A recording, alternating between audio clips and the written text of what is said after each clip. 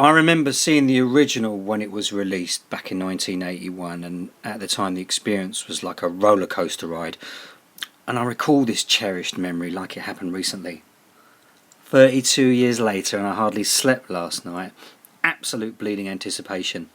The memory of the classic film camera shot gliding across the swampy forest, the mist and the foreboding darkness surrounding that cabin. And I'm thinking to myself, am I going to relive that original feeling from all those years ago?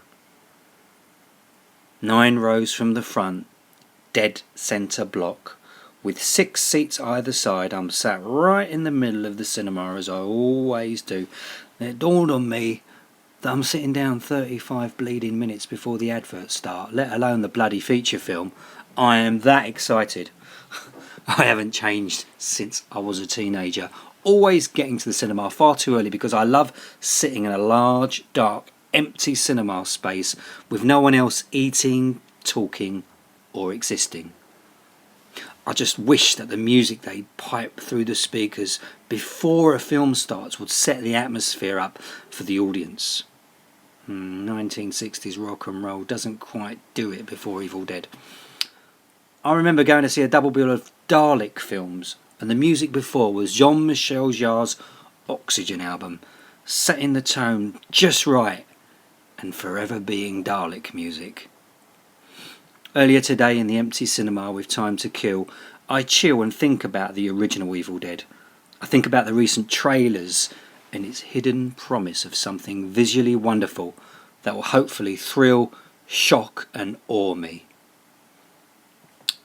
So the film starts, the opening scene starts in a very nice gear. I like it. The introduction of the characters and cabin is right on the money.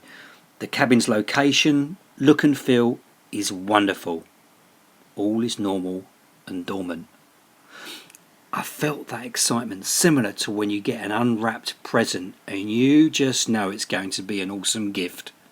The actress Jane Levy, who plays Maya, is a standout cast member here. Her character's fragility and sense of awareness of something bad is worth the ticket price alone. Almost every other actor is fine apart from Shiloh Fernandez, who plays Maya's brother. He just needed to be a bit more charismatic instead of being dull. When the tears filled his eyes, I didn't believe him.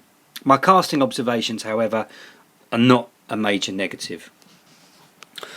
What was refreshing and surprised me is that this film is not a scene-by-scene remake. A great deal of thought and effort has taken place to offer a unique evil dish that definitely delivers before all the hell breaks loose. The New Zealand woods surrounding the cabin look magical, dark magic, like a sleeping beast. The near opening aerial shot is smooth. Oh yes, the cameraman was definitely showing off there. I also love the fact all the comedy is removed as well. I don't do funny. The actual Book of the Dead in the film is a brilliant design here. It's full of detail, and at the beginning you see it's all sealed with barbed wire and black plastic. Where this film would have improved is having more scenes and shots of the woods themselves. I remember the original film had moments of the woods seeming to be alive. It was watching the cabin and the doomed cast. This would have added another layer of isolation and dread. And when the evil kicks in, it well and truly does. You'll witness a display of some great ideas.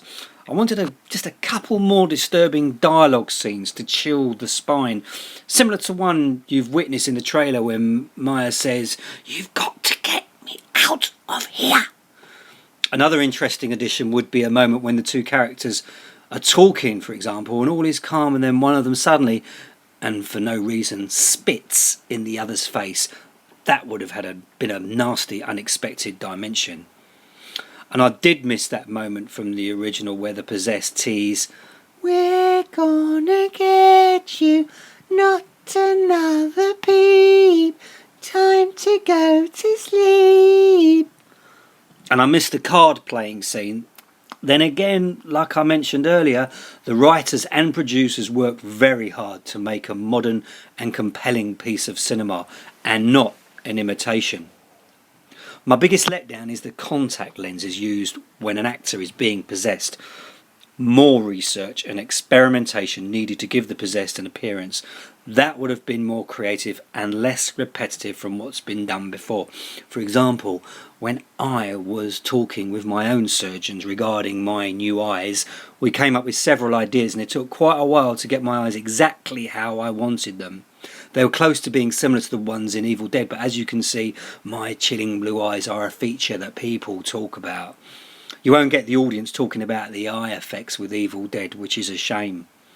The original whites of the eyes in the first film worked better. I'm pleased Sam Raimi and Bruce Campbell are two of the 7 producers, and by the way, make sure you wait until the credits finish.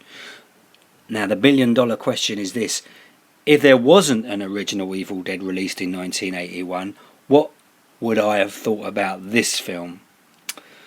You know what, I honestly think it's impossible not to compare. When the film finished, I wished it scared and disturbed me, and I wished the film included the music that was used in the trailer. However, I enjoyed this ride, but not the contact lenses.